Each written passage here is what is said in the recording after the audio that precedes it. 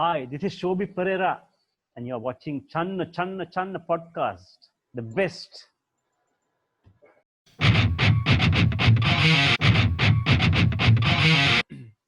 Hi, everyone. Welcome to another episode of my podcast. We have a very special guest today, all the way from Colombo, Sri Lanka. We have Shobi Perera. Hi, Shobi. Hi, Channa. So nice to connect with you and nice to have this chat with you. Yeah, so how are you doing? Thankfully, I'm doing okay and I'm keeping myself busy because things have almost got back to normal in Colombo. So we are lucky in that sense that, things are getting back to normal really fast and I'm back to performing 7 nights a week basically. So that Right. just picked up, and I had a nice 6 month break, like most of us, most of us around the world did, and now getting back to the work. Yeah, good. Yeah, so the live music scene is getting, normalized again. It is, as in the hotel industry is trying to get things going, so they are sort of, getting a lot of live bands back and that kind of thing. Mm. But the corporate work and the public stuff may take a little while to get back to normal, but the hotels are trying to get the ball rolling again. Right. So Shobi, I remember you. You were playing with Sohan and the Experiment before. I've seen you with, Yes, with Sohan and the Experiment, but yes, I really got to know your name from Stigmata because you recorded the Stigmata. You produced the album of Stigmata, right? yes. I produced their first initial 4 albums are done by me, Right. and at that time it was like it was really a stepping stone for rock music in Sri Lanka. You know what Stigmata did was breaking away from the norm and also doing original English music, even if it was in a different genre. That Right. people are not accepting at that time. But then they got a huge following because the first album was such a big hit. Yes. Yes. Especially Yeah. that They. song Andura. Andura was a big hit. Yeah, they told me about the stories. You even dropping them at home after the recording.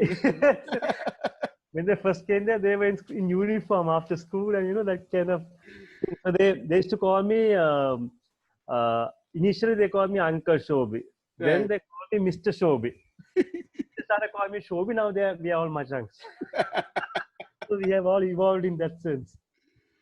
Yeah. They are a lovely set of guys, all of them. I mean, to Yeah, tell you, yeah. everybody who's been and throughout have been very good, and especially Tenny, um, Suresh, and Andrew are like a part of the core band, and they've been very close to me right throughout here.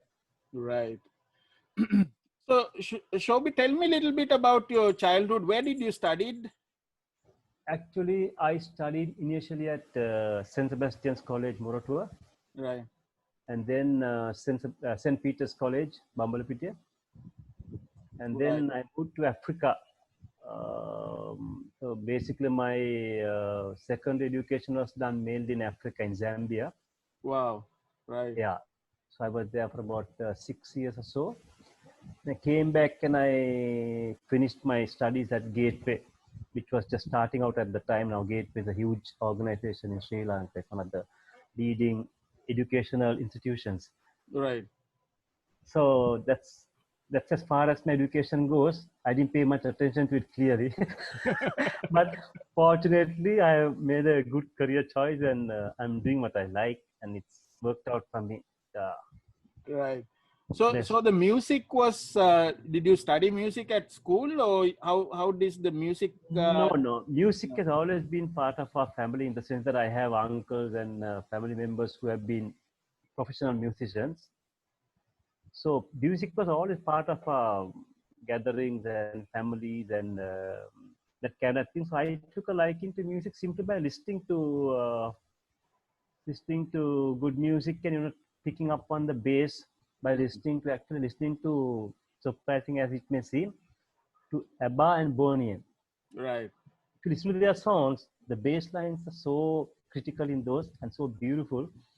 So that's where I initially started liking to play the bass. So I have to get my box guitar out and try to play the bass lines kind of thing. I Right. love the bass. Yeah, so that's how And we've always had music at home. See, my brother plays very good piano. Then my second brother used to play a bit of drums. Then we all sing, and then I started playing. I actually started playing acoustic guitar, as in just box guitar. Right. Then I moved on to bass. So my brother was a big influence in getting me involved in music. As in, when he would play the piano, I would sit at a set of drums which I had made at home, or take the box guitar and try to play along with him, kind of thing. So that was actually my initial start in start in my music. So, other than the like family event, what was your like first performance? Do you remember? Yes, my first performance was with a basically very very novice young set of musicians, and we did a charity event at the Girl Guides headquarters hall in Right. Colombo. That's right next to the Lionel event. Right. And we played about 2 hours, I think, of probably horrible music, but that was my first gig. So Shobi, what was like your first band that you played for? Like, was it your like with your brother or what? No. Initially, I was playing for sort of a more or less old time rock kind of music band, which Right. was pretty good. But we were playing like Deep Purple and that kind of thing, Eric Mm. Clapton and that sort of thing. So I don't even remember the name of the band, but I think we were the Rebels or something like that. But now there's another good band called the Rebels. Right. But then we had different names, but I think that was the name at the time. And we used to play down south in at the Tangerine and places like that. Mm. And the foreigners actually used to like that kind of music, a very rockish kind of thing. Right. And some of the musicians who played with me at the time are now doing very good music, and they are professionals too. Others, of course, moved on to different career choices. Right. So, before you like joined Sohan The Experiment, you played few more bands also, right? Initially I was, actually I have not switched many bands, though I had many opportunities. I Mm. generally like to stick to a steady lineup. So I was with this set of musicians who were playing rock music, Right. which was just played at the hotels down south mainly. And then I got a break with a band in Colombo. They were playing at the Oberoi Supper Club, a band by the name of Somerset. Right. Okay, it was quite a popular band at the time. I think they still play on and off. And there I started playing 3 nights a week at the Oberoi and doing many weddings and that kind of thing, and a few dances and stuff. That's where I got into real commercial music. I started making money, and then I got this chance to opportunity with the Experiments, and then I was with them for 21 years. Wow. During which time I got so many offers, including to travel to Europe, but I never left the band because I started. I'm a recording engineer as well, as you may probably know. Yeah, of Right. course, I did Stigmata stuff like that. So I started my recording career with Raj Seneviratne, one of the Right. pioneers in Sri Lanka. And he's a maestro and a perfectionist. So I got my basics right in that sense, where I would pay attention to all the details. So while I was playing with the Experiments, I was still working with Raj as well, Mm. doing commercials, mainly producing audio for advertising commercials. So I learned all the loopholes in recording and composing, and lots of things from Raj, who's an Yeah. amazing master. And at some point, I had to give up the regular day job with Raj because the Experiments were like traveling a lot and we were touring quite a bit. Right. Then I set up a studio with Sohan at his premises, and we had a very good run there. We produced, I mean, I used to do like so many commercials every month and every week. Some of the notable ones which are still sort of being broadcast would be I mean, obviously the dialogue signature tune, which is something I created. That's like a signature in Sri Lanka. Right. That's one of the biggest I created during my career. And I've done a couple of corporate songs for international clients like Emirates, airlines, and I used to do online productions for a production house in the UK, where they would send me videos, 20-second, 30-second videos, and I would compose music to match that and mail it to them. It was not cheap for them to get it done in Sri Lanka because it's very costly, composing music in the UK is, I think, a lot of money. Right.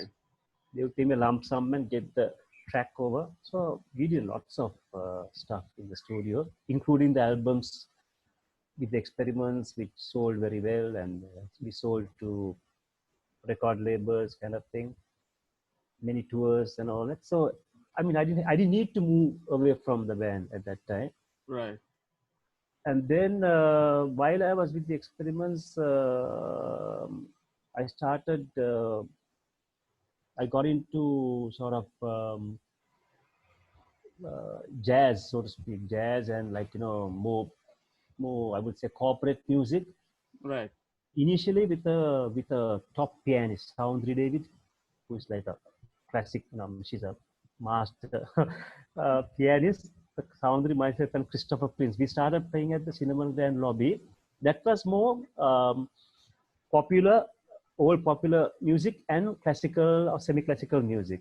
Right. Right. So it was very interesting because I had to learn all these new songs which I had never played before. And then once Soundry had to stop playing because she got really busy with her career, then we got Revel Craig, who is a top jazz musician in Sri Lanka. He's an amazing guitarist. He joined the trio, and through him, I I started playing. Because of him, I started playing lots of jazz tunes and stuff like that, and then Right. got into that genre. And then that caught on, and we became quite popular. We were very tight. We still play to this day. We play weekly, the three of us. Right. And so from there onwards, I found that I was taking a lot of effort to get back into playing commercial music, so to speak. Playing the pop music night after night. It became a bit of a bore in that sense. So I moved on to doing this freelancing thing, which is like playing with different ensembles, different genres, and it's worked out very well because I play with about 6 different lineups, and then I produce music for shows. I direct music, that kind of thing. So it's been like a real Right. roller coaster since I left the band and got into my doing my own thing. So I know you briefly played for Gypsies as well, right? Yes, actually, see, when the bassist was the Gypsies were leaving, Sunil asked me to join them, which I was very happy to do because, see, for me, it has to be it has to be something creative always, right? Even if I'm going to play a pop song, I need to create something and make it something special. So Gypsies always play original music. Right. I love the band. So I was actually going to join them, but then the bass player wanted to come back, and then I had to either make a call and say no, sorry, I'm going to continue with them or let him get back. So I let him get back. Honestly, that's what happened, and which was a good choice on my part because uh, due to that, I started going solo and sort of doing my own thing, and that Right. picked up like nothing. And I'm in control of what I do now. I can pick the gigs, I can pick the musicians, and so I can do a variety of things with the team of musicians without being stuck with the particular ensemble. Right. I now So play with sorry. I also now play with a regular outfit that's known as En Route. It's quite a you can look them up on the internet. Very popular in Sri Lanka now. Uh, so they are a lineup that I play with regularly too. But all within that circle of good musicians that I do all this work. right. So Shobi, when did you pick up the upright bass? I picked up I actually bought an electric upright bass. If I may just turn the camera slightly, you could see the white thing there. Can you see something white? There you go. Yeah. Yes. That's the electric upright. I bought it in New York when I was on tour, simply because I wanted to move away from the traditional electric bass and do something challenging, right? Right. And then that was in I would say about yeah uh, 10 years ago, 8 years ago, probably 20, Right. yeah, probably 8 years ago. And then of course I bought a full on acoustic bass about 3 years ago. Now I've got two of them, and I love playing the acoustic bass because that's such an amazing instrument. You can do so much with it. You can tap on it, you can play percussion, you can play with the bow. So which I'm doing all that. Right. It's like, you you got an open palette of things you can do with it. It's really really interesting. Right. So, just a question. So, upright bass. I know also like there's a word like cello, viola, and double bass. What's the difference? Is it the So same? basically, the acoustic upright, there you go. That one, the brown one. There. You can see it, Right. right? Yes. Yes. So that's like 6.5 feet tall. So basically, that's the biggest stringed instrument in the world. The acoustic upright stringed Right. instrument. It's like a huge cello basically, and it's actually called the double bass because initially in classical music there was no double bass. It was the cello was the lowest instrument, right? Right. And then they used to get once the double bass came into the jazz music, the classical musicians adapted it to double the cello line 1 octave lower, so you get more depth. So actually, Right. they give the cello uh, score of the cello to the double basses, and he would play it 1 octave lower. So that's why it's called the double bass. You double up on the cello. Right. So that's how the word double bass came. It's actually called the acoustic upright, but most people call it the double bass. So that's how it came into music. But once you start playing a double bass or a acoustic upright, I mean, you don't want to even. I play my electric bass very much, but it's so much fun. But I mean, even the aesthetics of looking at it now, you're playing that. It looks so classy, right? Yeah, my God. Yes, and people are actually intrigued because they are fascinated by the way it's played. And I Right. don't actually play it in a conventional manner. I tap on it, I pluck it, I make it, I make it, I really beat it up quite a bit as I do with my electric bass. You Right. got to really play the instrument. So it's Yeah. lovely.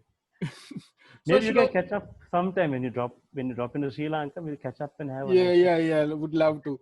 So Shobi, so you said so you toured, you played abroad also, right? Was it with Sohan The Experiments or by yourself?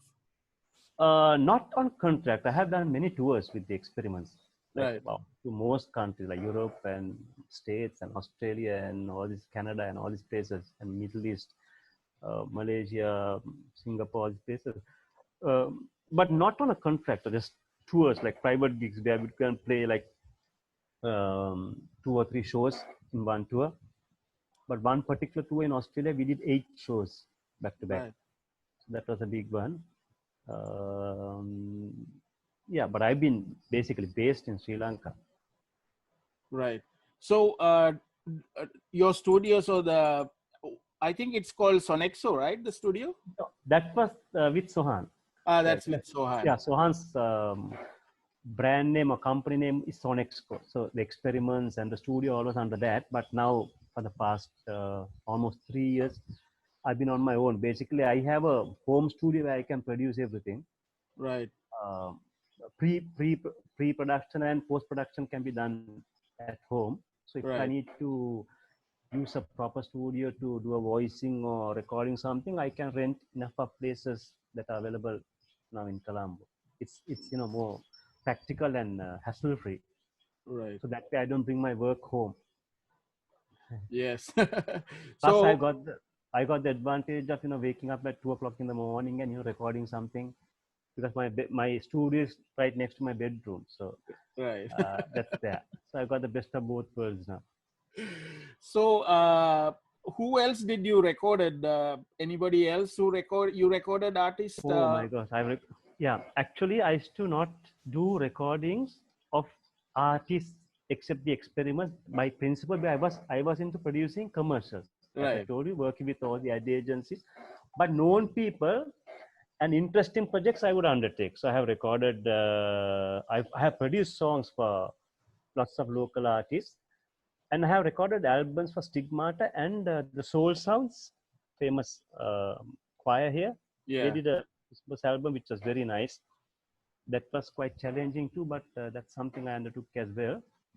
And I have recorded, like, I produced, composed, and produced songs for different artists on and off as time permitted. And sometimes, friends would come from overseas and they would want to record a couple of songs. Then I would produce the music tracks for them and record it and mix it and that kind of thing. And I've done over 1,000 backing tracks for artists to perform. Yeah, Right. I do that for event companies, producing tracks for performances, for dancers and singers and that kind of thing. Mm. So that's been quite hectic. Yeah. So you never thought of like putting out like your own album of your Sadly, music? no. Sadly, no, because see, the problem with me is I am evolving all the time. And I can't just settle down with something I composed. I want to always, making it better and better and better. So I never got down to it, but I got like so many melodies in the back of my head, and Right. someone record as well. So unless there's a deadline and there's something that has to be done in a given space of time, I end up not doing it. So um, so I suppose I need limits to actually nail something down. Right. But that being said, within a given time frame, I would make sure that whatever I'm doing is up to the mark. Right. For example, right now we were given less than a week's notice to start this new contract at the Shangri-La Colombo. But within 5 days, we managed to put together a repertoire for 50 songs. With 3 rehearsals, managed to nail them down.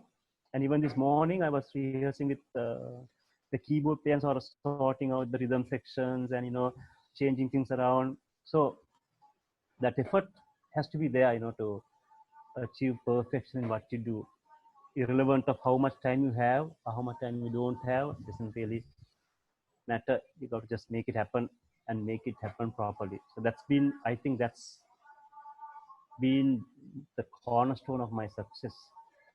If there's anything to be said, yeah, attention to detail and that kind of thing. Yeah. So I think you remember this one, right? Oh yes. I got it in my cupboard. Yeah, I also have the this one, the single they Yeah, released. yes. So I mean, my understanding is those days. So I think Stigmata didn't have any other place to go to record this album, right? Because nobody Yeah, else was really willing wanted to. to do it. Yes, actually, because actually, initially when this before Stigmata, there was another band that recorded original English music and really good stuff. Right. That was a band called Independent Square. Yeah, Anil's band. Anil's band, and they did I think I don't know how many albums, but they did some super songs. A different genre. I don't know what it was. I think it was like alternate. Alternative rock. Yeah. Yes, alternative rock. Uh, so they were actually very, very prominent in sort of changing the scenario where Western music is concerned too. And then Stigmata came out with this totally different sound. Uh, and when they first came to meet me, they came through recommendations through Anil and to a few people I knew. So once I met them and I could see the passion they had for what they were doing and how much they believed in what they were doing, I we need to give it a shot. And I mean, you can ask Suresh, Andrew and Tenny, they recorded the first 9 songs, right? They were doing, I think, 10 or 11 song album. By the time they came to the 10th song, they had improved so much. They redid the rest of Yeah. the songs they started initially, and the first album became such a big hit with especially with the young crowd that was getting into this kind of music. Every band would play Andhra. Yes. They would try to and they all started imitating Stigmata and trying to do that kind of thing. But then from there onwards, they Stigmata went to a different league altogether. They got so advanced in their playing and their writing and their effort to bring this to this platform that it is in now. And I think they are like an international brand. Though it's a limited audience in Sri Lanka, I think it's a huge brand name overall in Sri Lanka. And I'm proud to be part of their journey and Yeah. proud to be their friends too. Be their friend. Yeah. Great bunch of guys. Yeah. So Shobi, so you're part of this Sri Guitar Jam collaboration that Tenny started. So can you tell me a little bit about how you got into this collaboration and how did you recorded your stuff? Yeah, actually,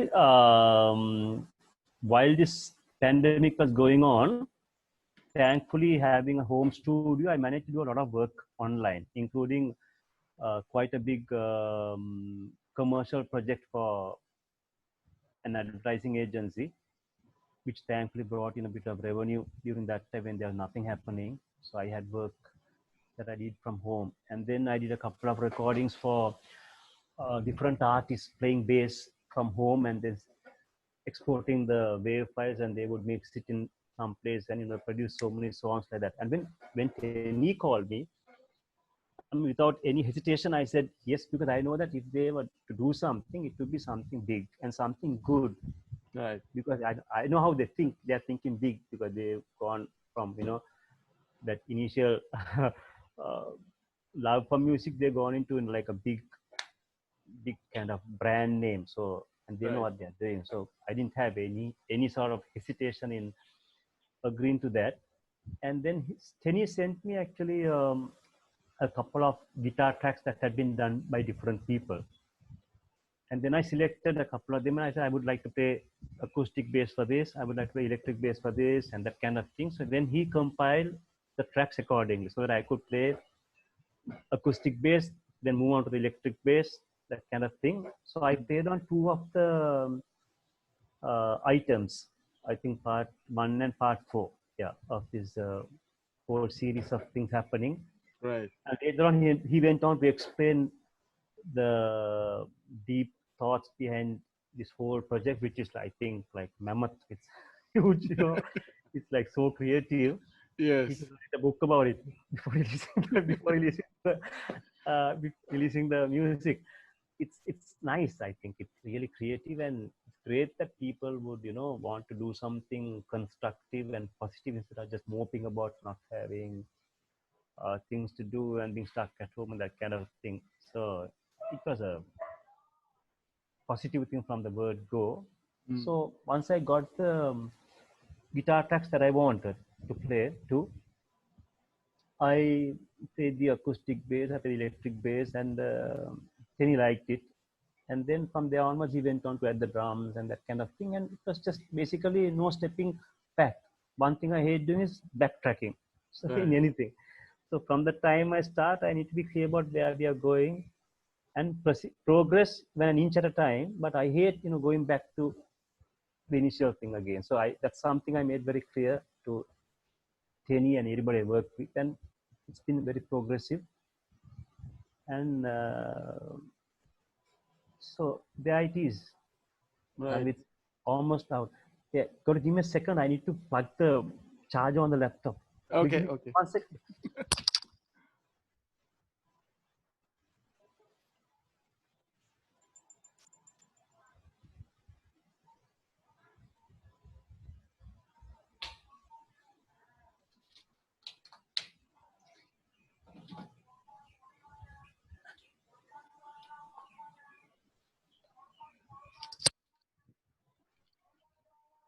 Sorry about that. Yeah. So the Sri Guitar Jam actually has, like, I think last time I checked, it was like 50 plus guitarists and bassists, all these musicians, right? Yes. It's great that everybody's involved in this, and Yeah. you could. A great thing is that you could work with people, without having any contact with them in person. That you could make this music, beautiful music together. It's amazing, isn't it? It's Yeah.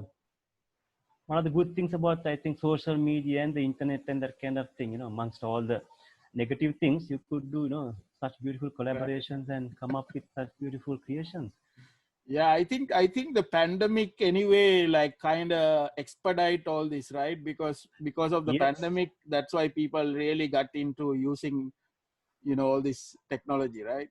Yeah, in a positive manner. And actually, it's in a way, it brought people closer together.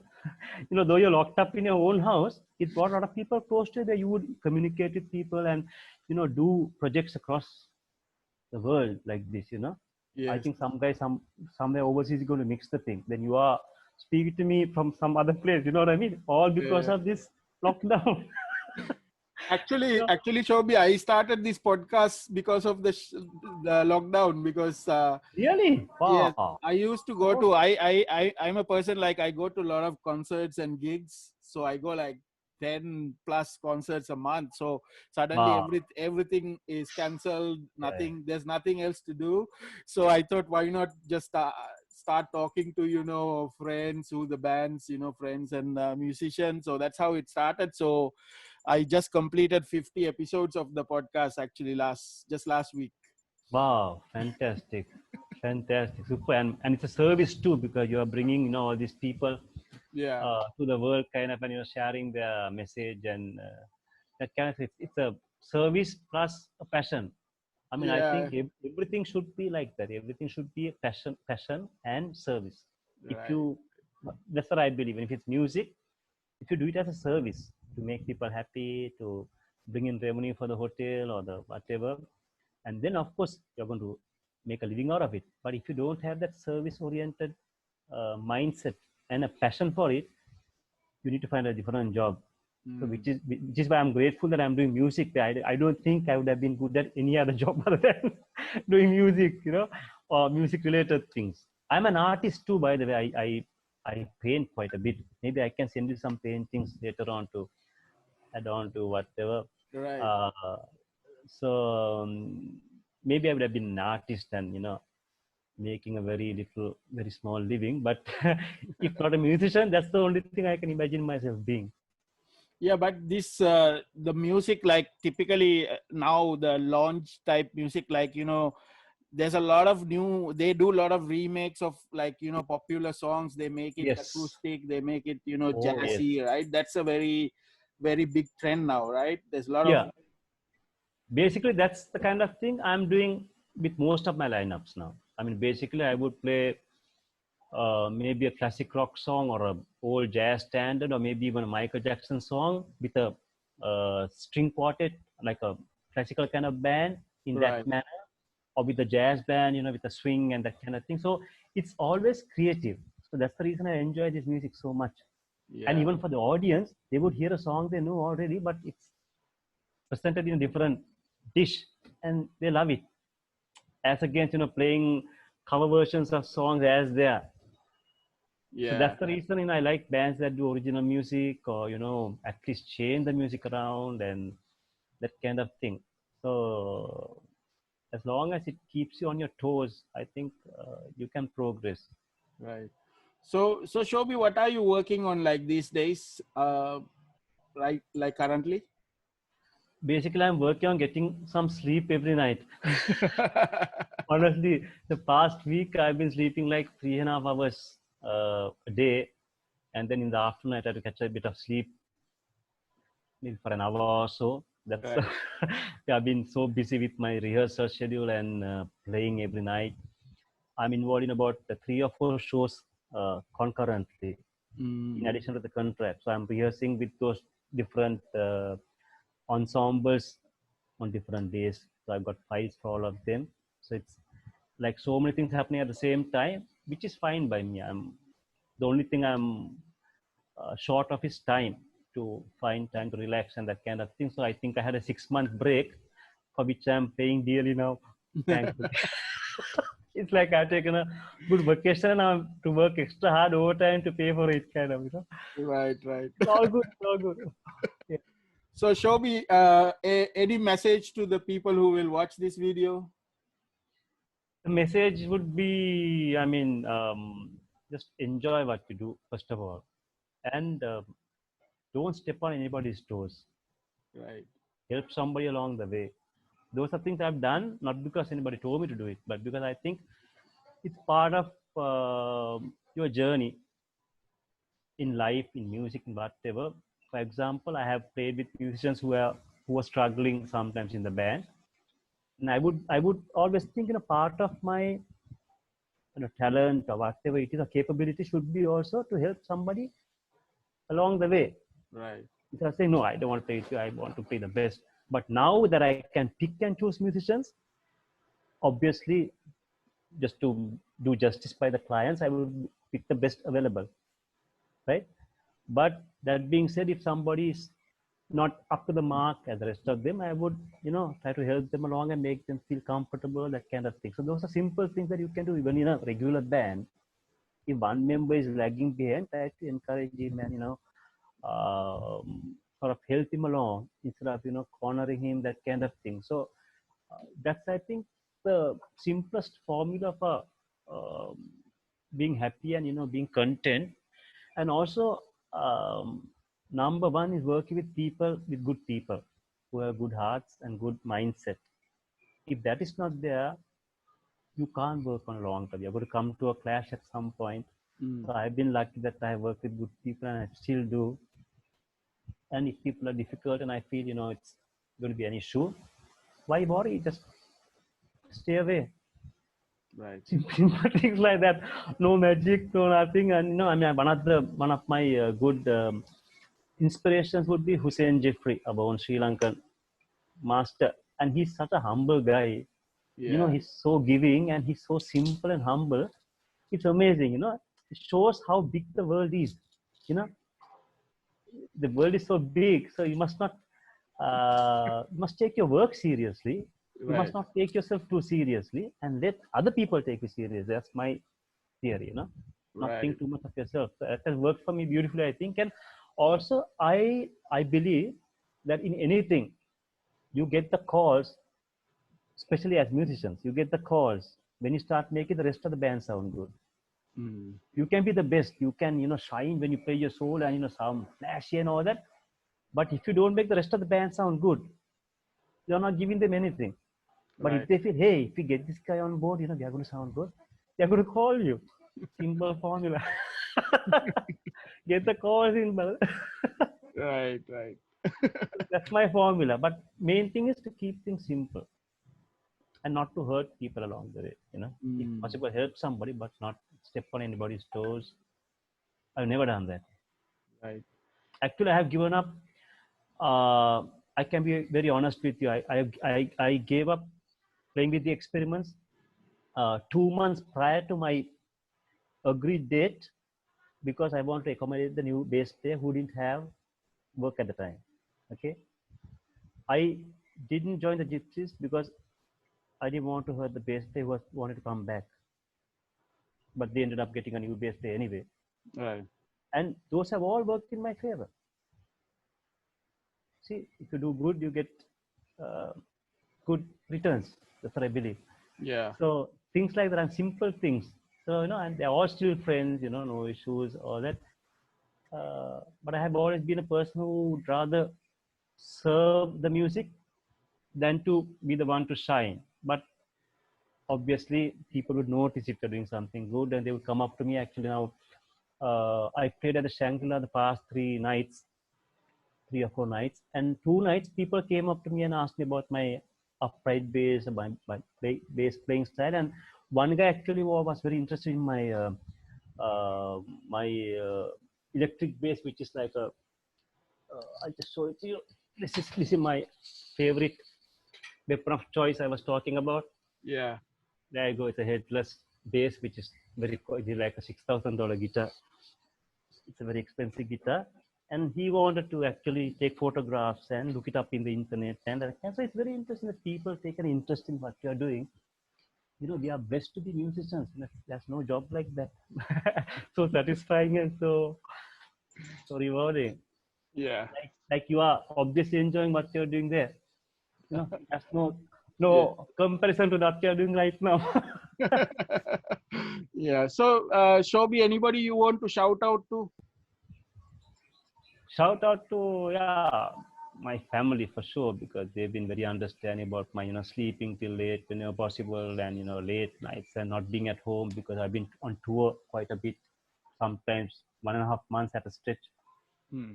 doing gig after gig, and then I'm not there for most of the family functions. That kind of is a family, I think, is what grounds you.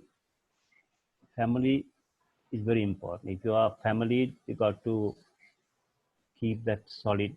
If you mess that up, you're messed up, brother. Yeah. If not, just your feelings, be happy, and die happy. That's a different story. But your family comes first, I believe. And you can do both. I know Hussein is a good example. He's been a very family guy, and he's doing great. He's playing with great teams. And he's such a humble, he's a Sri Lankan at heart. Yeah. It doesn't mean that you have to be, something alien just because you have some success. You're doing something flashy. You don't have to be flashy. Right.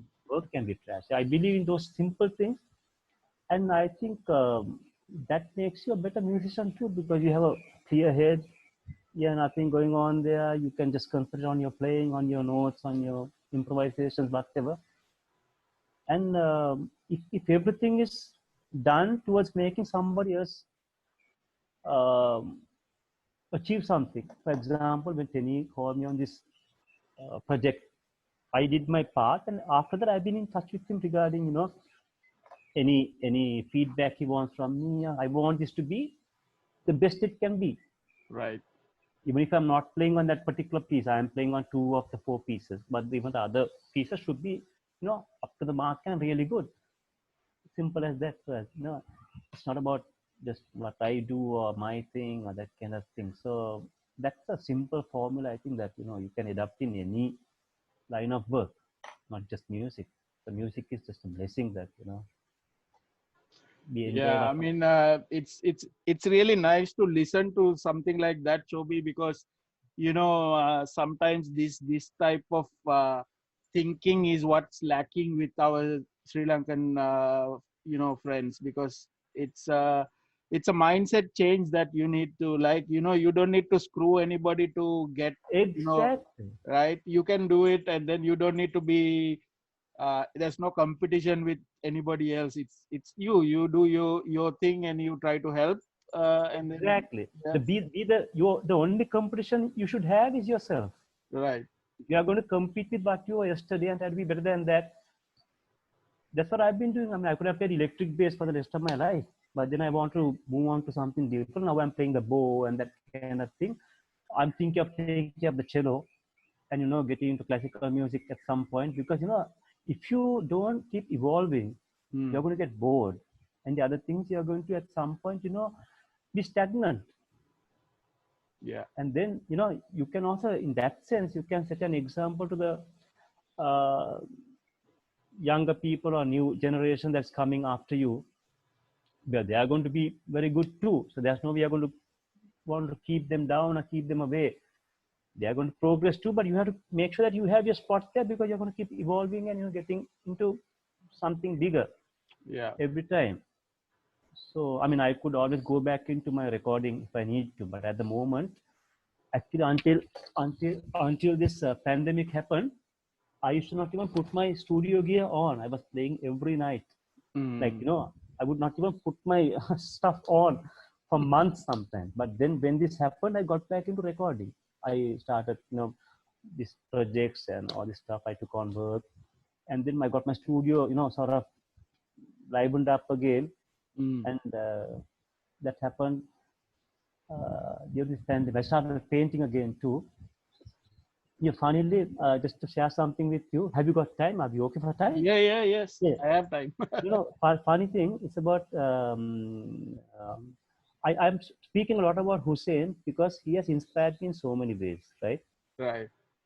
As a person mainly, and also now, something, he took up painting during this lockdown, Hussein Jeffrey, right? And then I shared some paintings with him, and I told him that I had not painted at that time when this thing happened. I had not painted for at least 6 years. I had not touched my brushes or, yeah. And he said, you should start painting again, do something. So he got me to start painting again. Yeah. Uh, Amongst, inspiring me as a bassist, he inspired me as an artist. Could you believe that? I mean, it's so beautiful, isn't it? And he shares his paintings with me. I share my paintings with him. And, so it's not just music that you can share with people. You can find other ground, interesting ground to share with people if you have a good vibe with them. So thanks to Hussein, I'm painting again. You know what I mean? So that's how life is. Yeah. Actually, I have actually reached out to Hussein also, because I wanted to talk to him. I already talked to Chitral Somapal a few Okay. Yes. episodes back. Now I reach out to Hussein also, so hopefully I can I can talk to him soon. Yeah, it's a lovely, lovely person. Yes. I think he's the only Sri Lankan, I think, mm, who have a Grammy, right? No, actually, he corrected that. Apparently, there's a guy from Jaffna Right. who was working as a recording engineer or sound engineer, and he has won a Grammy for a recording he had done as a sound engineer. On the recording side, right? Yes, yeah. On the So recording he side. he actually corrected that. He said that there's another Sri Lankan who has a Grammy, and he mentioned the name. I forget, but I know it's a boy from Jaffna, a guy from Jaffna. Right. So who said probably the second Sri Lankan to have a Grammy. I mean, that's fantastic, isn't it? And he's playing with all the big names like Dave Weckl and Hmm. Yanni and all these people. So, but still, it's very Sri Lankan at heart. So see how simple you can be if you Yeah. want to. So Shobi, this it's really great that I was able to talk to you. This is really, I mean, I'm kind of getting like, I feel like I'm getting good advice from you. Uh, Oh my God. I'm just speaking my mind. That's all I do. Actually, I know you're speaking from your heart, because it feels very authentic the way you genuine what you're saying. So I wish you all the best with all your performance and recordings, and then hopefully we can talk again sometime soon, Slobi. yes, So God willing, uh, let's do that. And I will, now that I have you on contact like this, I will share stuff with you too, like recordings, paintings, whatever. Just keep in touch. yes, It's nice to be in touch with people who have common interests. It's lovely, yeah. very nice. So have a great day, Shobi. Thank you. You too, and thanks for the time, Channa. Thanks for making time for me and for having me on your show. All the best with your show, and I'll be an ardent follower. Looking forward to Thank meet you you. in Sri Lanka sometime when you come back. Okay, take care. Yes, thank Cheers, you. buddy. Cheers.